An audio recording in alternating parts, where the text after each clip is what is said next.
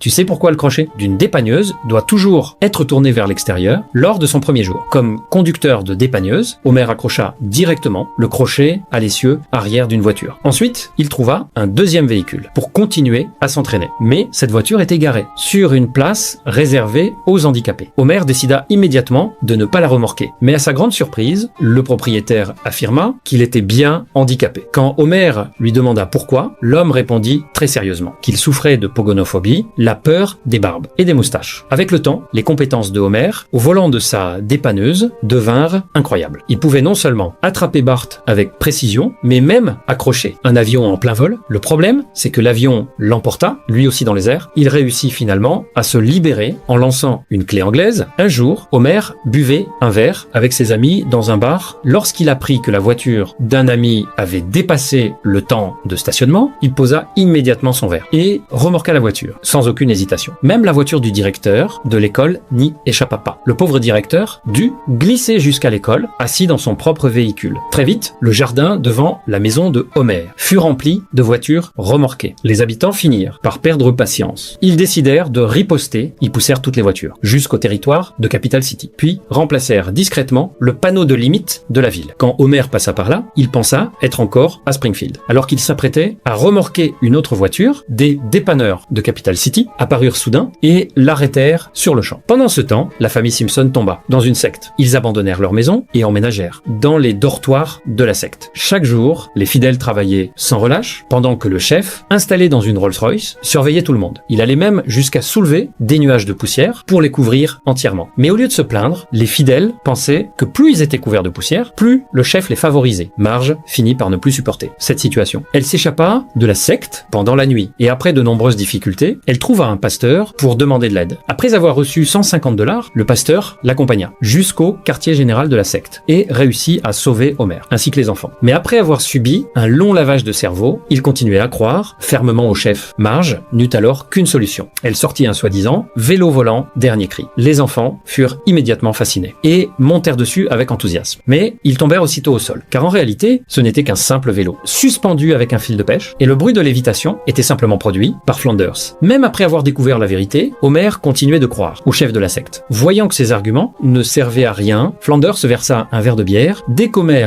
aperçut la bière, il commença immédiatement à hésiter. Finalement, il ne put pas résister à la tentation. Mais au moment où il allait partir, un groupe de membres de la secte surgit soudainement et ramena une nouvelle fois Homer à leur quartier général.